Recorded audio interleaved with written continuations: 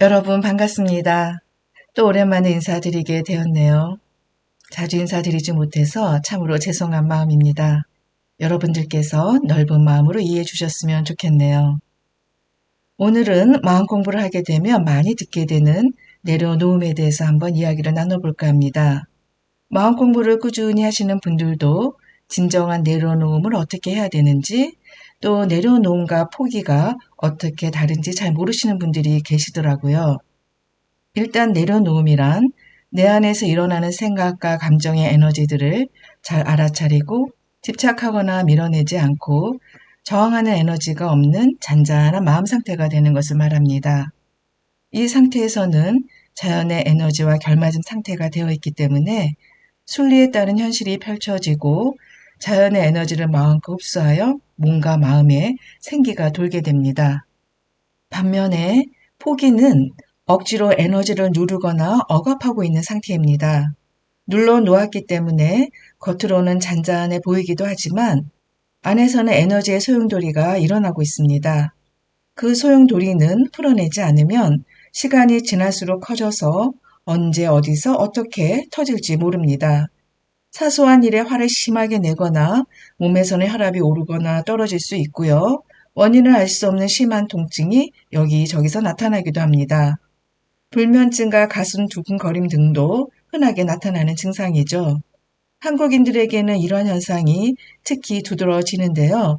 그래서 국제적으로 정신과 질환 분류에 한국어 그대로 화병이라는 진단 기준이 존재하기도 합니다. 그런데 마음 공부를 꾸준히 하시는 분들에게도 내려놓음은 쉬운 것이 아니고 내려놓음을 한다고 하면서 때로는 포기와 무기력 상태에 빠지기도 합니다. 또 내려놓음 자체를 포기와 근본적으로 혼동을 많이 하기도 하죠. 포기해놓고 내려놓았다고 생각하고 있던 제 지인의 예를 한번 들어볼게요. 제 지인은 맏딸인데요.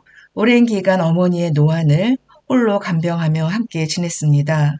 그런데 어머니가 돌아가시자 평상시 남몰라라 했던 남동생이 재산을 독차지하기 위해 여러 가지 법적 소송을 제기했다고 합니다. 그런 남동생이 너무나 괘씸해서 맞서 싸울까 하다가 그만뒀다면서 이제 다 내려놓았다고 말하더라고요. 그러면서 덧붙이는 말이 이제 다시는 남동생의 얼굴을 보지 않겠다고 하더라고요. 남동생에 대한 원망의 에너지가 남아있기 때문에 나온 말이죠. 이건 내려놓음이 아니라 포기했기 때문에 마음 에너지가 그대로 존재하는 것이죠. 남동생의 얼굴을 보고 안 보고에 대한 생각과 감정 자체가 마음에서 일어나지 않을 때가 진정한 내려놓음의 상태라고 할 수 있습니다.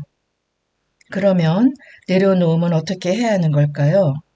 또 내려놓음을 하게 되면 너무 인생을 무기력하게 사는 게 아닐까 하는 의구심도 들 수 있죠. 그런데 내려놓음에는 신비한 비밀이 숨어 있답니다.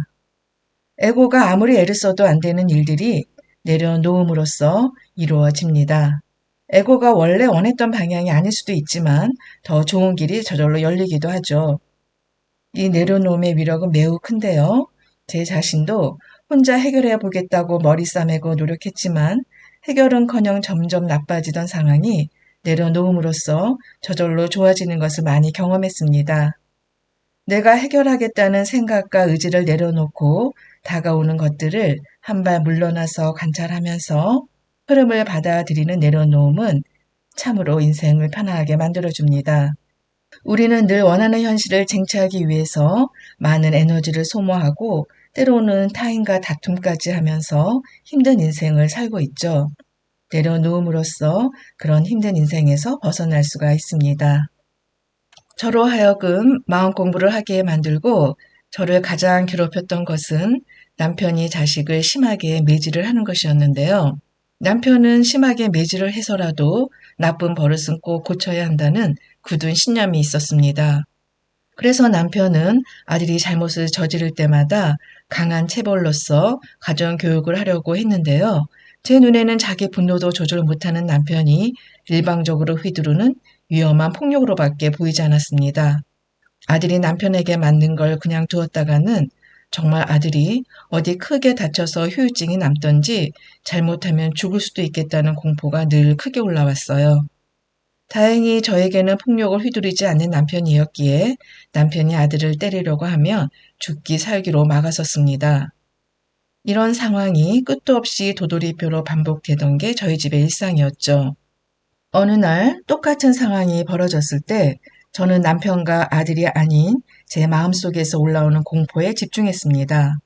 남편은 어느 때와 같이 분노에 떨며 저런 놈의 머리를 깨버려야 해 라며 막대기를 집어들고 휘두르려고 했습니다. 반항심이 심했던 아들은 피하거나 물러서지도 않았고요. 잘못했다고 빌지도 않았습니다. 평소 같으면 제가 중간에 끼어들어 막대기를 휘두르지 못하도록 매달렸을 겁니다. 그러나 그날 처음 저는 그 행동을 하지 않았습니다. 공포심은 당연히 올라왔지만 그 공포심에 지배당하지 않도록 조용한 관찰자 모드에서 기도를 하며 그 모든 것을 지켜보았습니다. 그 공포심이 나를 지배하지 못하게 하면서도 또한 억누르지 않고 그 공포심의 에너지가 심장을 고통스럽게 관통하는 것을 허용하면서 지켜보았습니다. 몸의 다른 곳에서도 힘든 반응들이 일어났지만 억누르지 않았습니다. 공포심에 이제까지 해왔던 모든 행동들도 내려놓았습니다. 그러면서 조용히 신에게 기도를 했죠. 모든 걸 당신에게 맡기겠습니다. 홀로 버텨내기 힘든 큰 감정의 에너지가 올라올 때는 저는 신을 믿고 온전히 의지하는 것도 큰 힘이 된다고 생각합니다. 이것이야말로 종교가 갖고 있는 진정한 힘이고 의미이죠. 우리 인간은 에고에 사로잡혀 있을 때 에고의 노예가 되어서 하지 말아야 할 행동과 말들을 하게 돼요. 그리고 나서 또 후회를 하죠. 두려움과 하나가 되면 에고에게 힘이 더해져서 에고의 에너지는 더욱더 강해지고 마음대로 날뛰게 됩니다. 생각과 감정은 엄청난 에너지고요. 내가 향하는 곳으로 그 에너지는 흘러가서 합쳐지게 됩니다. 그러면 당연히 에너지는 더 커지고 강해지죠. 이때 내 마음을 신에게 향함으로써 에고에게 가는 에너지의 흐름을 바꾸는 것이죠. 그래서 불교에서도 부처님을 생각하면서 연불을 외는 것입니다. 에고에게 가는 에너지를 부처님께로 보내는 것이죠. 하여튼 그날 처음 저는 에고의 공포심에 따라 행동하지 않고 조용히 기도하며 제 마음과 남편, 아들의 모습을 지켜보았습니다. 그런데 놀랍게도 분노에 온몸을 부들부들 떨며 당장이라도 아들의 머리를 내려칠 것만 같이 날뛰던 남편이 점차 부들거림이 줄어들더니 스르륵 막대기를 내려놓았습니다. 수년 동안 남편과 아들의 갈등 상황에서 처음 일어난 일이었습니다. 그때 저는 제 공포심이 남편의 분노 에너지를 더욱더 크게 만들어 왔다는 것을 명백하게 깨달을 수 있었어요. 제가 공포심에 날뛰지 않으니 남편도 분노에 날뛰지 않게 된 것입니다. 이것이 있음으로 해서 저것이 있고 이것이 없으면 저것이 없다는 부처님의 연기법, 그리고 물리적으로는 양자 얽힘의 법칙을 생생하게 경험하게 된 것이죠. 제가 에너지의 한 축을 돌리는 에너지를 멈추니까 그거와 맞물려 있던 남편의 에너지도 더 이상 돌지 않게 된 것이죠. 그 뒤로도 내려놓음을 함으로써 오히려 제가 원했던 일들이 일어난다는 것을 많이 경험할 수 있었습니다. 이렇게 에고의 움직임을 관찰하고 신에게 또는 참나에게 나를 온전히 맡기면서 평상시에는 마음속에서 소용돌이치는 에너지를 꾸준히 풀어주면 누구나 진정한 내려놓음을 할 수 있습니다. 내려놓음은 단순히 억누르거나 포기하는 것과 전혀 다르다는 것을 언제나 꼭 기억하시고요. 내려놓음을 하게 되면 내 마음속의 에너지를 비우게 되므로 상대의 소용돌이치는 에너지가 흐를 수 있는 공간을 만들어서 내어줄 수가 있습니다. 그러면 상대의 마음 에너지가 제가 만들어 놓은 빈 공간으로 흘러 들어와서 나와 상대의 마음이 하나가 되고 저절로 이해와 공감이 일어납니다. 또한 상대의 에너지도 흐를 수 있게 됨으로써 점차 소용돌이가 잦아들게 되지요. 우리는 평소 각자 자신의 생각과 감정이 옳다고 주장하면서 에너지의 소용돌이를 일으키고 부딪히게 됨으로써 서로의 감정 에너지가 더욱더 커지게 만듭니다. 반면에 상대 에너지가 흐를 수 있게 마음을 비울 수 있는 사람이 늘어난다면 가정과 이 사회의 에너지가 근본적으로 건강해집니다. 그래서 저는 개인적으로 늘 마음 공부를 하시는 분들이 더욱더 많아지기를 기원하게 되죠.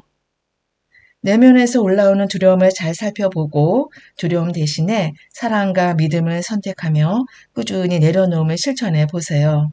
내려놓음이 혹시 포기나 억압이 아닌지 잘 살펴보시고요. 나라고 믿고 있는 에고보다 더 크고 지혜로운 참나 또는 신에게 나를 온전히 내맡기는 내려놓음이 우리의 인생과 세상을 평화롭게 만들어 줄 것입니다.